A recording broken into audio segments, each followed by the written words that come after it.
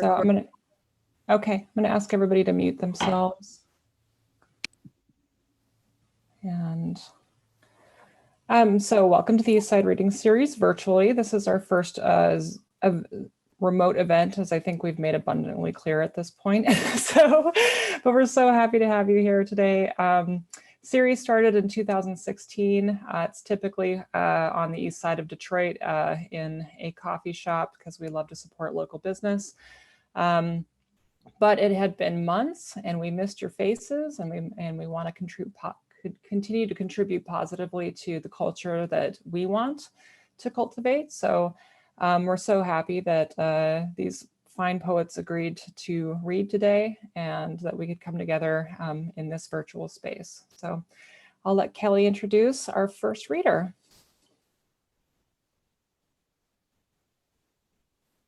Oh, Kelly's muted. Could it get anywhere? Let's see. All right. Hi, everyone. So glad to have you with us. Our first reader today is Bayan Funas. She is an educator and poet based in Detroit. She has developed her education career through programs like City Year, Teach for America, Vista Maria, and Inside Out Literary Arts. She is the founder of Writing for Freedom, LLC, which seeks to empower youth of color to share their narratives through written, spoken, and visual art to become change makers for their communities and the world.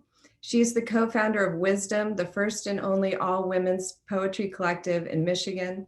Funas performs and hosts poetry spaces across the city. Her first collection of poetry, Diary of a Daughter in Diaspora, is available on Amazon and Kindle. In her free time, she enjoys yoga, meditating, physical activities, reading, and open mics. Please welcome Bayan Funas. Hey everyone, how's it going? I just want to say I'm really excited to be here and I really appreciate you sharing the space with me. Again, I'm Bayan the Poet. You can check me out on social media. If any of you do Facebook, at Bayan the Poet. Also on Instagram at That Algerian. So I'm gonna do a couple poems for y'all and keep it rolling.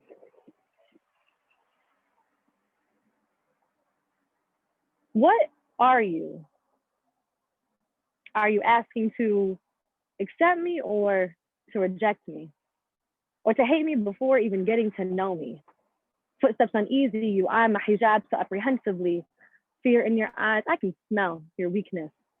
My African roots make you uneasy. Arabic tongue got you running just like it should. Nisa al-Muqawama, woman of the resistance, you fear my existence. Quite frankly, your fear gives me fulfillment and your phobia is my nourishment. This hijab scares you, just like it should. Your white textbooks like to misconstrue, got history all backward. Please write one more word. I'm that bomb you've been waiting for. See music and time bomb, fresh out of a mind. Yeah, I'm the motherfucking bomb. Take a seat and let my words blow your mind. With these facts all aligned, got your brains in my hand. Now, who's in command? I've seized the power and books you can't decipher.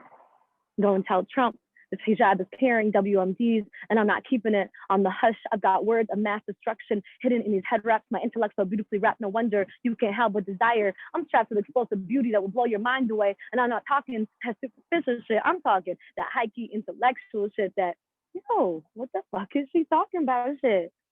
I might be small, but I got a voice full of fire because I'm a legendary educator, visionary writer, suicide fighter, exotic desire. I live and breathe everything that makes you perspire.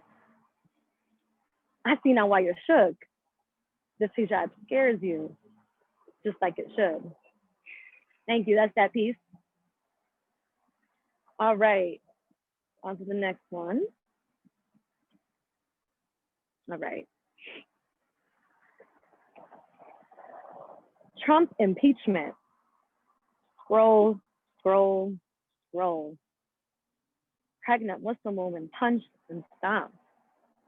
Scroll, scroll, scroll. Your poetry sucks. You should be a dog walker instead. Scroll, scroll. Charges dropped for sexual assault case.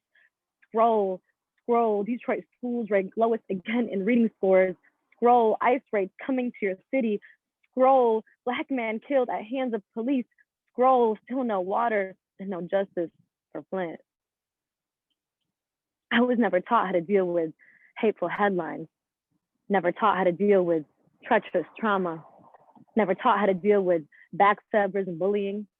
Had to teach myself how to unplug, but how can I unplug the same plug my success depends on? As soon as I unplug back in, there's more hate waiting. Fannie Lou Hamer said it best. I'm sick and tired of being sick and tired. Yeah, I'm stressed and I'm pressed because I'm gonna be the best, but at least I stay dressed to impress. God has put me through this test we call life.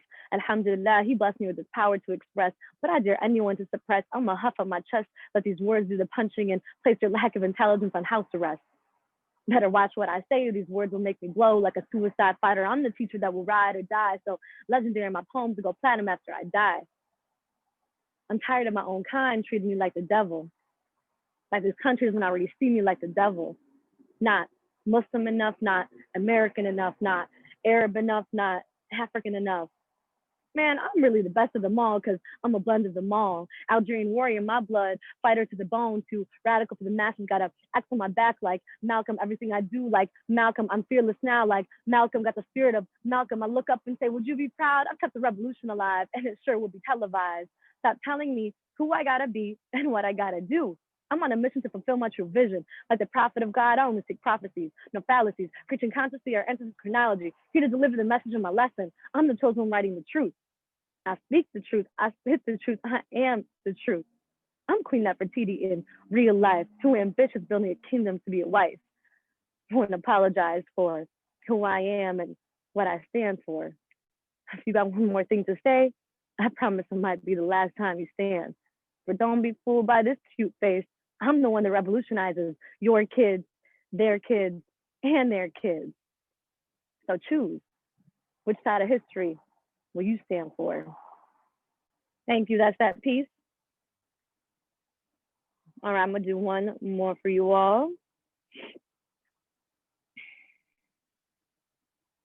All right.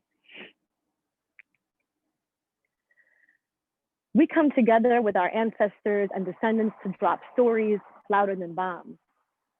Earthquakes of poems narrating our histories that we will never let our children forget.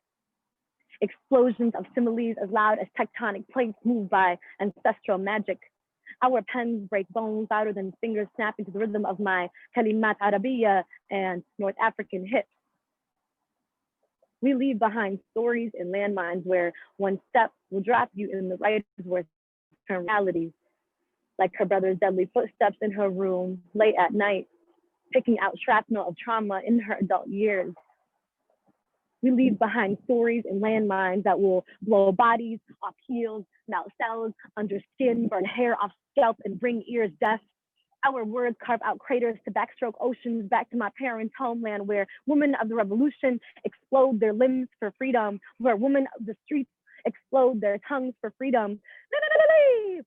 Zagharit awakening our ancestors to join the hafla and dip our fingers and toes in henna brewed with the colonizer's blood.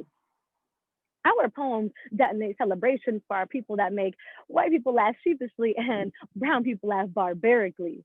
Bright smiles grinning from ear to ear, teeth brighter than blood diamonds shattering when they say, enough is enough, you have taken more than you can give of what does not belong to you, like white people always do.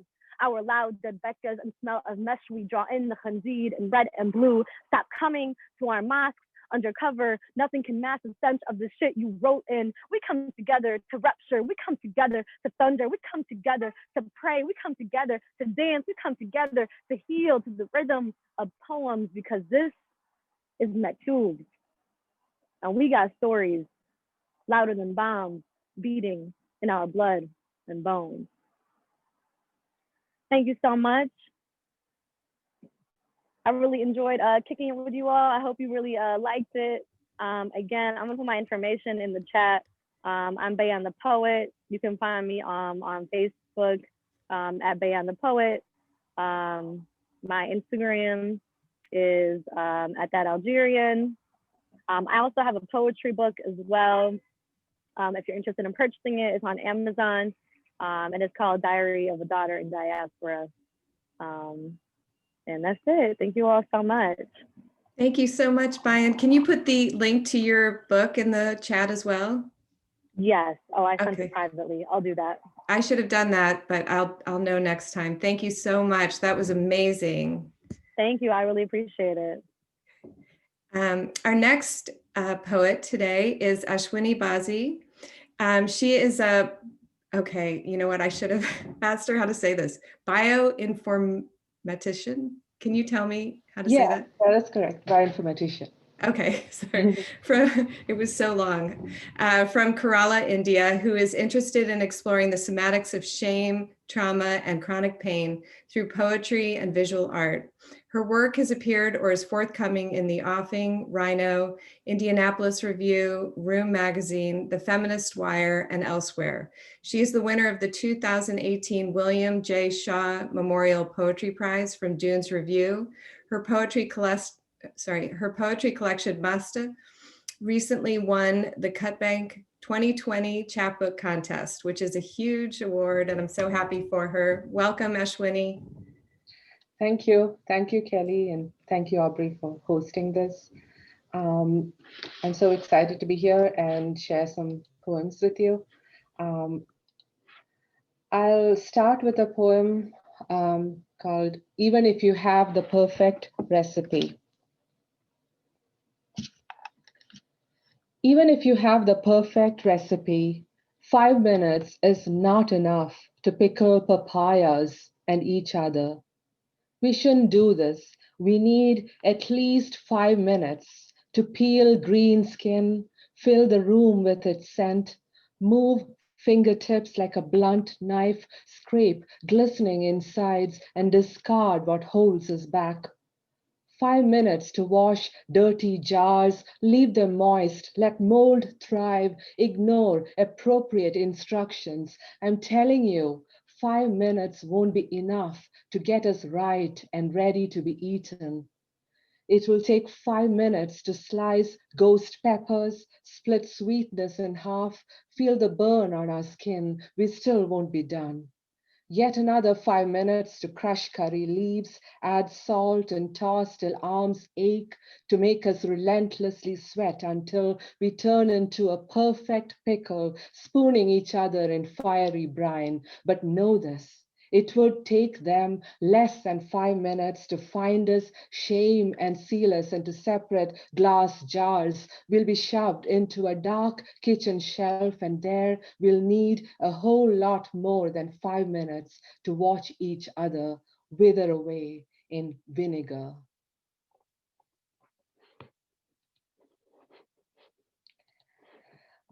Next poem is Must, which is the title poem of my chapbook.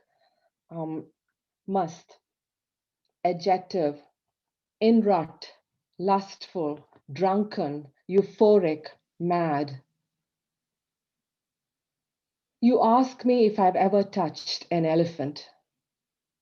My fingers trace their gray skin like parchment to read each crease like an old Vedic script with a plot so intricate it altered with movement, soft and loose like you and me and the melting ice sliding off a slanted Michigan roof.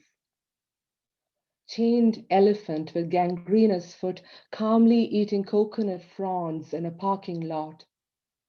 Wild elephant in must, breaking electric poles like incense sticks. Do you want to hear the story of an obedient elephant adorned with a deity's jewels and the drunken mahout who tore the elephant's ear with a bullhook to make her stand still for hours on a melting tar road? The elephant liked music and swayed her palm leaf ears in rhythm with the temple drums to forget what was happening to her feet. Did you read the latest issue of the American Genetics Journal that says humans are closer to bonobos than an African elephant to an Indian elephant? Why are you silent? The elephant weighed 4,000 kilos and a mahout less than 100. Is there a balancing equation of surrender to one kind of pain to survive another? We are not bonobos locked in this office room. The elephant isn't here. Your eyes are dark olives and the brine soaks through my skin. Ask me if the elephant was weak, and before I answer, press the dulled wedding band into your finger harder. I'll mirror your actions faithfully. I used to believe hair plucked from an elephant's tail would bring good luck. So I placed it in a gold ring, wore it every day, and with palms folded in prayer, I tried to cleanse myself in a holy river that flowed past my parents' house. You want to know if the elephant escaped. The unseen doesn't exist until seen by another, and there is safety in the silence of sloughed feet stilled from running. I can tell you the mahout died. I cannot tell you if the elephant had anything to do with that. My fingers cannot trace that entire story. There are parts I've lost, like sunlight in green river water when I left my country for yours. We can keep it clean, wipe the must from the surface, leave the rest untouched in a controlled self-burn under this conference table.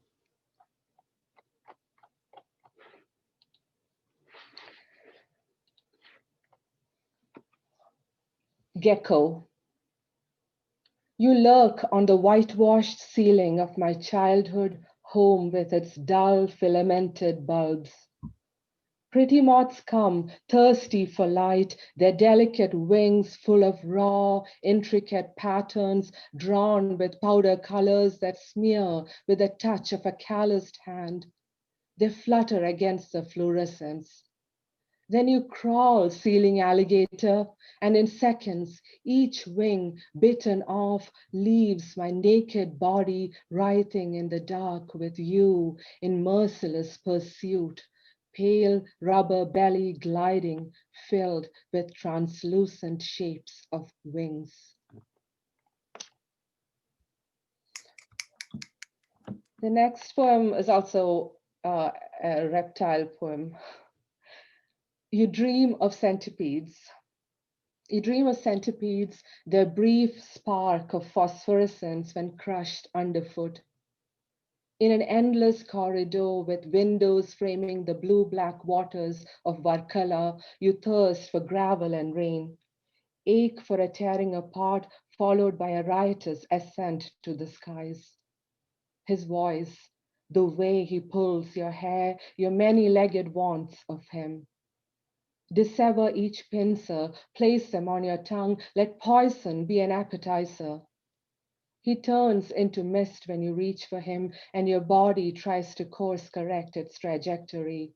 Thighs pressed, tailbone tucked, sacrum a drawbridge still opening to the memory of his touch.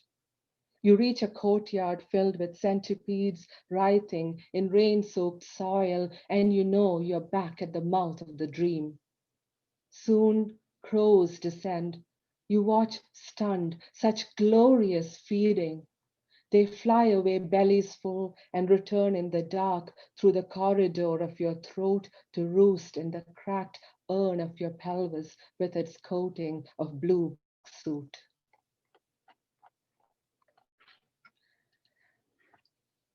Then this next poem is a bioinformatics poem, which is a type of poem that I've been trying to do for a while now, and I'm very excited that this one worked out, and it's going to be published in the offing next month. So what I've done is I take the amino acid sequence of the hormone oxytocin and made an acrostic poem out of it, where each stanza starts with an amino acid, letter of an amino acid. I was thinking I could, yeah, I can't. I was thinking I'll show you, but that's okay. I can't share the screen, but that's Do you want to share? Do you want to share the screen? I can. Yeah, for a second. It's okay. Okay. Yeah, I can make you a co-host, and I think then you can share, right? Yeah. Okay. Yeah, I think it's working now.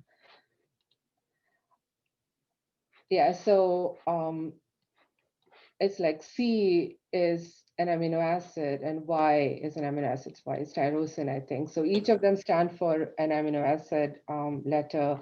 And oxytocin is known as a love hormone, but it is also known to induce hostility and aggression and possessiveness. So this poem is about domestic violence.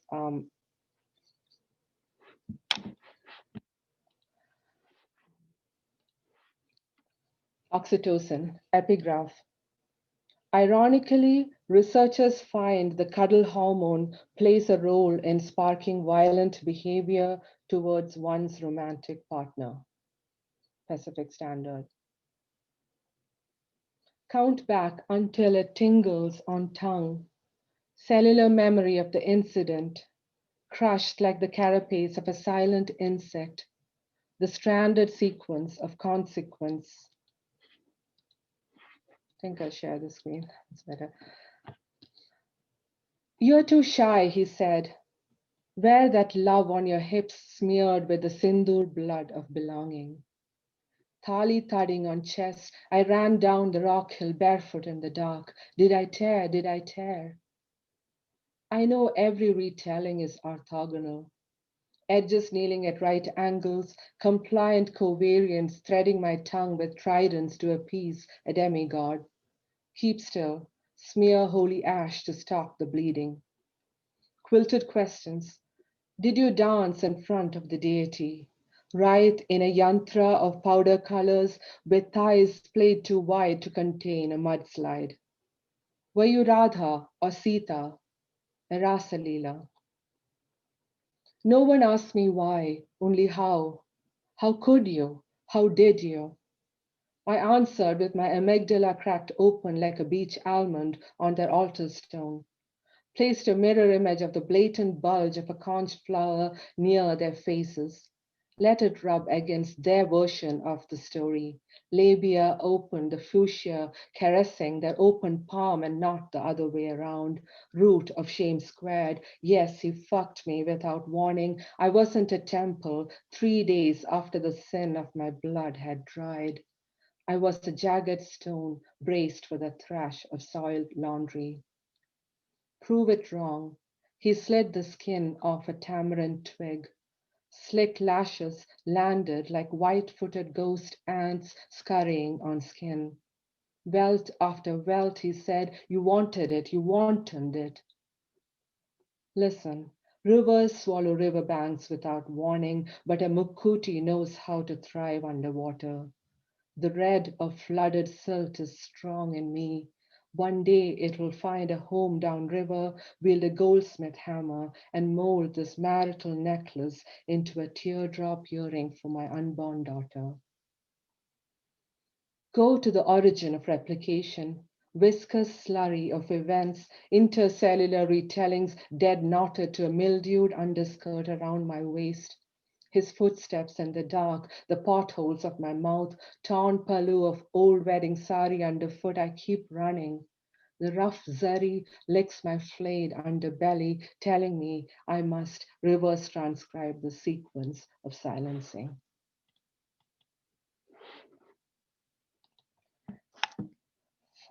I'll read final poem. It's called How to Turn the Venom into Amritam. And Amritam in Indian mythology is nectar of the gods. That is the elixir of immortality that was retrieved by churning the cosmic ocean using the serpent Vasuki as a rope. How to turn the venom into Amritam. Tonight, go back to that load-shedding night with the window swollen from the moisture of monsoons. Let the hinges of your thighs creak open, spill light when you taste yourself on his tongue. Shame is a rusty latch that crumbles on touch. You don't know it yet. Go back to that power-cut night, your fingers on the windowsill, tracing the shape of a hump-nosed pit viper coiled on a dowel in the dark. Remember it unfurling between thumb and index finger, no longer an ordinary rain-soaked ball. Now slurp the slickness of such dangerous survival. Stop lying in half light, rubbing a misnomer harder. Stop molting this into a frail poem that keeps looking over its dirty shoulder. These voices, their well-known verdict you strain to hear, are imprints, crackling skin of a dead viper crushed between hinges, flesh long gone. They lied when they pressed you between pages like a conch flower. You weren't desiccated to save us. Let go of this urge to violently wipe swollen skin clean. Our hunger slithers without venom, without words. You want to leave it untouched. A silver bowl of milk, prayers to a snake goddess, a temple opening. You keep leaving. Come, swallow it whole. Feel it in your throat. I promise you, we won't die. Thank you. Thank you so much, Ashwini. That was amazing. Thank you. Wow, I'm really blown away today. Okay, our third poet here today is Robert Fanning. He is the author of 4 full-length collections of poetry: Severance from Salmon Poetry, Ireland, 2019, Our Sudden Museum, Salmon Poetry, Ireland, 2017, American Prophet, Merrick Press, 2009, and The Seed Thieves, Merrick Press, 2006, as well as 2 chapbooks, Sheet Music, 3B Press, 2015, and Old Bright Wheel, The Ledge Press, 2001. His poems have appeared in many literary journals, including Poetry, Plowshares, Shenandoah, The Atlanta Review, Waxwing, The Cortland Review, and others. He is a professor of English at Central Michigan University and the founder and facilitator of the Wellspring Literary Series in Mount Pleasant, Michigan. Welcome, Robert. Thanks, Kelly, so much. Thank you for hosting this event, and you're doing a great job. I know this is the first Zoom reading, and it's going really well. And thanks to Kelly. Thanks, Kelly and Aubrey, and all the sponsors of today's reading as well. And thank you. What an honor to read with Bayan and Ashwini. What incredible, incredible work. I just, wow, blown away too. So thank you so much. And I'm going to be watching for your poems going forward. What a pleasure and an honor to read with you all. Thanks for being here. I know it's a Saturday afternoon and it's nice to see so many people here and friends and family. So I'll jump right in. I'm going to read some new work. None of these are in any of my books, but I've sort of returned to earth with my work. I had a couple, one book that was published that was sort of out there, and then my last manuscript was also out there. And anyway, so this new work is sort of more grounded, and it's good to be back on earth, I suppose, in some way.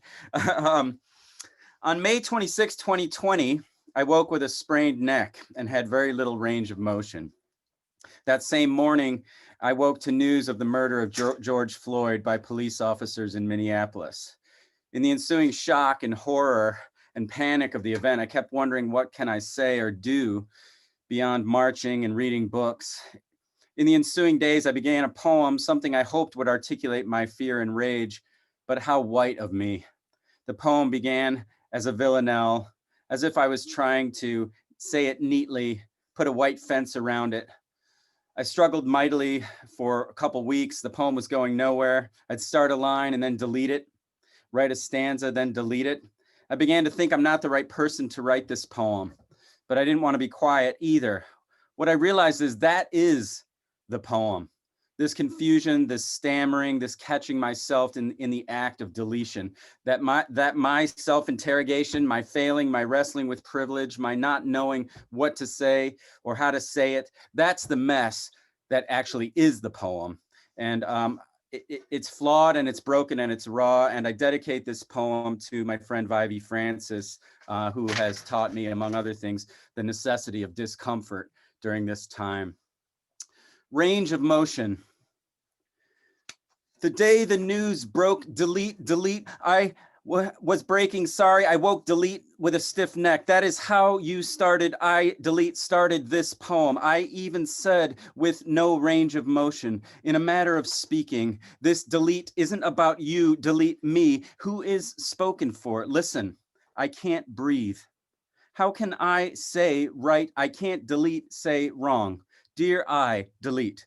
Don't speak if you're not the one broken. I can't breathe.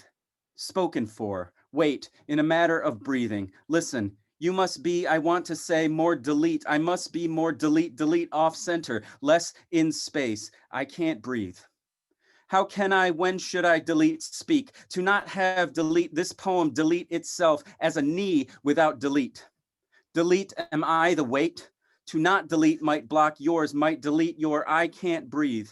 Here is the video, delete. Here is American history in 8 minutes and 46 seconds. The breaking news in a matter of delete, of one man of many men murdered. Dear white, delete. Dear white knee, I can't delete. One bent man on one bent knee, listen, say, here is a breaking life. Say femur and fibia, say meniscus and ligament. One body breaking speaks delete. Dear body breaking, delete, delete. What muscle in your delete in my poem is knee? Listen, here is one man asking us to remember, I can't breathe. Us to remember, delete. I want to say delete, then not delete, say it wrong. To learn how I speak unbroken, freely, and with range of motion, delete. To be unspoken for, with space. Dear privilege, delete. Dear white space, wait, check your white, delete. Lift your knee, delete. What muscle in your delete is knee? In your poem, dear soft life of another black man who now can't speak, news of one man breaking in, delete, delete to another man's life, another man's space, with the weight of one delete, one poem, the history of a knee. Listen, don't look, delete, don't look away. I want to delete the breaking news. I can't breathe. Delete, delete. I want to say one world. Delete. Listen to this. Delete. This knee. It hurts to delete. Dear white, dear elite. Delete. Dear weight. In a matter of your breaking news, your breaking knee. Delete. Dear knee of history. Listen. Check your weight. I can't breathe. Delete. Here is one man's history. Dear man breaking into prayer. I can't breathe. Delete, delete. Here is one neck, one knee speaking with many mouths. Here is hard to look. Delete. I can't breathe. Worse to look away. Is this poem? Is this weight? What my blood can't carry. Check your stiff neck. We can't delete as a people. I want to say, wait. When were we delete ever not broken? Delete never one mouth. Delete, delete. Here's a neck. Here is central command in a matter of speaking. I can't breathe. Delete. Here is the weight of one man's, of white America's knee. Here is one man's neck. Say his delete. His delete is George Floyd. You breathe through delete. One mouth delete in a manner uncentered. Say I can't breathe. In this space, delete. Now he is delete. One broken neck in this poem. One broken manner of speaking. What muscle in my knee is poem, delete, delete, is white America, dear spine, delete. I want this poem to say, dear trachea, dear axis, delete, dear atlas, here's the breaking noose. I can't breathe with no range of motion. Who now holds the world? History's way of delete, life breaking through his mouth. I can't breathe through one stiff neck. Don't break into the world of another man's life, into delete. I can't breathe. Delete. I can't, you shouldn't speak. I want this poem to lift, listen, to lift the white knee, vertebrae, dear vertebrae, the spine, delete his spine, delete your spine like a tree. I can't breathe. The branching nerves. It takes a lot of delete to speak, more to listen, under my white, holding my delete, my white center, my white sign, say no justice, no peace. Don't speak. Listen, here I go again, breathing into, breaking into the world, into the blood of this poem, this white page, delete, dear center, delete, delete, the delete of one mouth. I can't breathe. I who delete you broke your mouth. Listen, dear world of trying not to delete your, I want to say, without breaking you with this poem, I want to lift in a manner of breathing. Dear George Floyd, may I help lift you in a matter of listening, with the world now holding your breath, your name in many mouths. George Floyd, George Floyd, George Floyd, George Floyd, your name breathing through the world.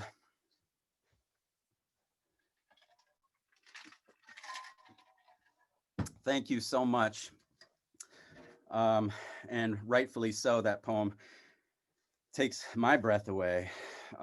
Thank you so much for listening to that. Like most of you here today, surely I'm quite undecided about who I'll vote for this election.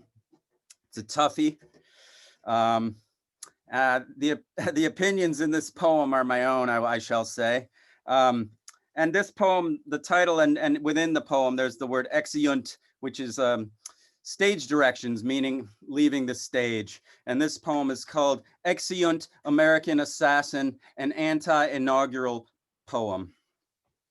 You fat, white, old world bird, you slouching, newfangled beast, you midnight spit mouth thrashing hate songs, you talon slashing the nation heart to spark the flagging rage, you orange tinged sack of blood feathers perched in our house, bleeding us out, you fringe feeder spinning the hurt thread, you fusing the ancient bilious twine, you executor, you sheriff brandishing a red silk neck rope, you new noose braider for the official lynchings, you siren, you toxin, you purse mouth, black-eyed star, you bellowing the embers of fury, you vulture, you virus, you host, you're fired in the Soviet cauldron. You empty palace, you gold-beaked swallower of souls, you stock hack stuffing the gilded coffers with cash, you middler feeding on Jesus in the wheat, you evil angel evangelist hoisting an upside-down book, you barker of alternative facts, you pillar pisser, you dog whistle trainer dragging your gang of choke-chained senators clanking down the marble halls, you muter, you truth coffin, you word skewer, you tweeting your millions to sleep, your faithful sea of red-capped believers swinging from charred trees in their white cocoons, you pecker in a feathery robe, you razor-edged rapier, you rapist, you ass, you assassin in slippers sulking at the ratings.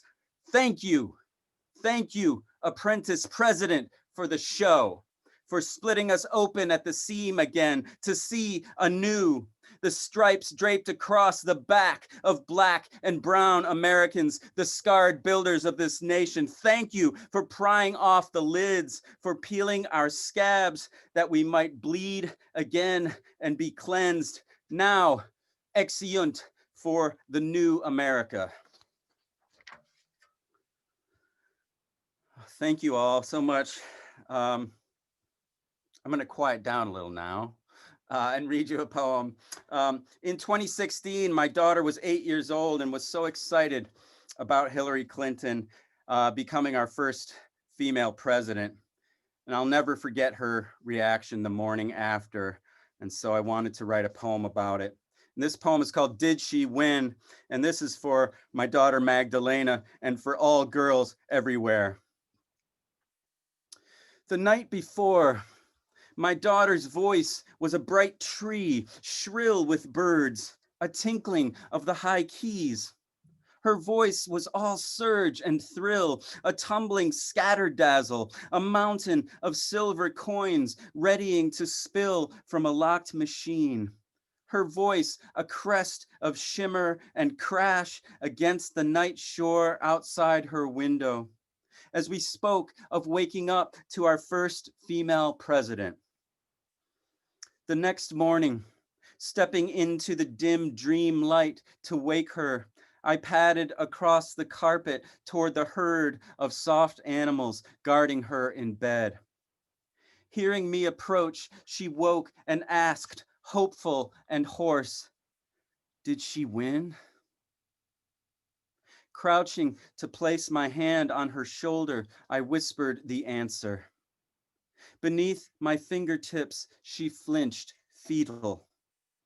Her body, an instant fist, her shoulder, the taut muscle of a stunned calf fallen onto grass. Being a man, it would be long before I grasped that this was not woundedness, her wince and shiver, and not withdrawal either, her pulling her body back into itself. Later still, I would understand it was not into her own body she retreated, but into the body of all women, ancient and now. It was a clenching of the dark in her, for the birth of an even fiercer light. Thank you all so much. I miss being in a room with everyone. It's still great to see your faces, your beautiful faces, and thanks for listening. I have 3 more poems. Remember before the pandemic when we would openly kiss total strangers? How great that was? Oh, you didn't do that? I mean, remember when we were kids and we would do that?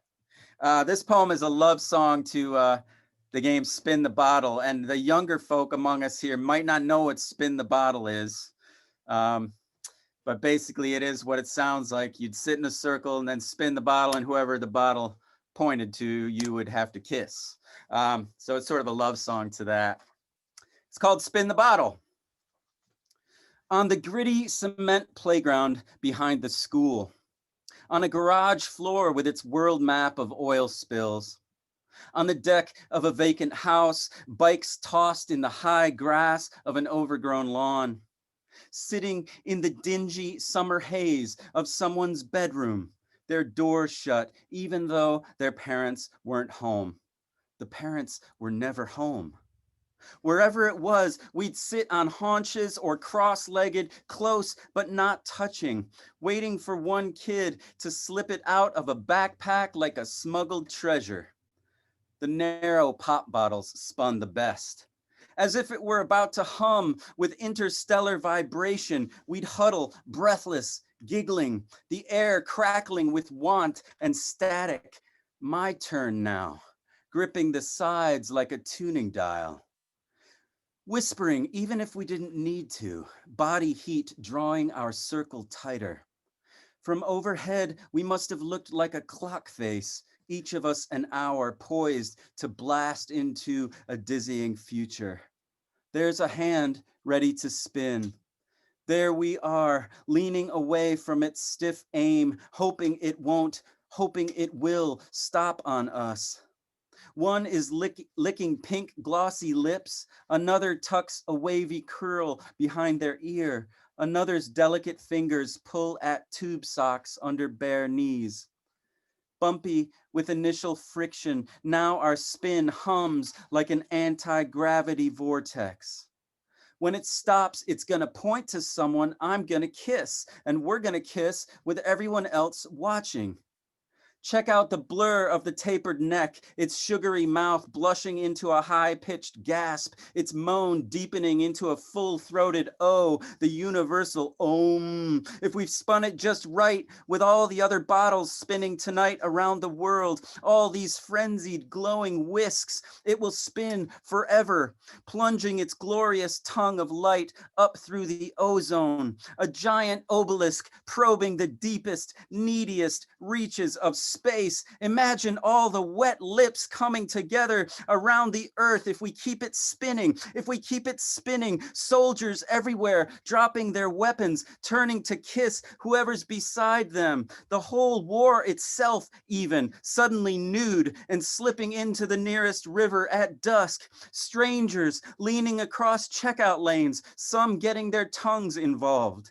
Teenagers everywhere, well, obviously, but the octogenarians, the nonagenarians too. And look up there, if we can just keep it spinning, 2 astronauts peering through their rocket window saying, look at all the sweet fucking light of the earth, undressing their spacesuits and underthings orbiting them as they kiss.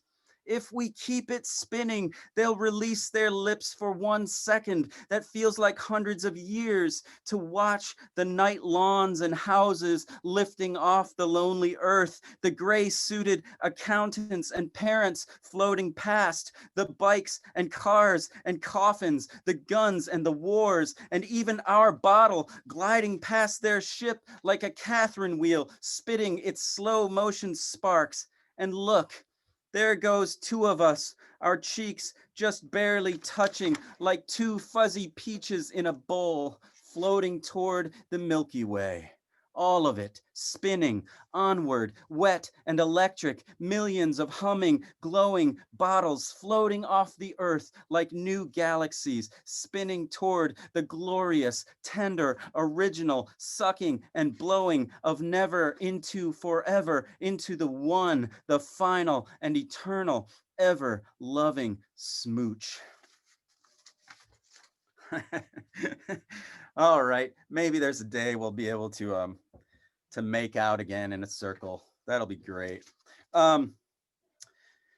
So when you're middle-aged, the feeling of being on vacation when we used to be on vacation back in those days, and halfway through the vacation, it was sort of bittersweet. You'd start thinking about, having to return home, and I think when you're in your middle ages, that's kind of what it feels like. You can feel the goodbye starting. And so I've been feeling that in my poems lately. And I think you might feel it in the last two poems I'm going to read. This poem is called Model Nation, and it's for my son, Gabriel, who got involved with a wonderful program called Model United Nations. And it was such a joy to see him come out of that room. He was representing the country of Poland one year. And just seeing him with a tie and he looked so grown up, and it kind of blew my mind. This poem's called Model Nation for my son, Gabriel, age 14, after his first Model United Nations conference. As you speak, new worlds rise in your eyes. A voice within your voice, do you hear it too? Could fill a whole sea with whale song. It sings fathom and league, sings launch and conquer. It is ocean wide now, this good force of your going. Yet still my heart fumbles to fasten some small rope around the dock. And so love is, wishes for a way to keep us here. Too late. The little boat you were, giggling in the tub as I blew bubbles, is oceans away. Sailboat, tugboat, yacht, steamer, freighter, I've been watching from the dock and here already. The growing ache and groan of giant chains clanking an iron hull, the long horn of adulthood calling you with its sweeping wall of mist and fog. When you look back and see me wave, may I be the ocean's shoulders ever rolling beneath you.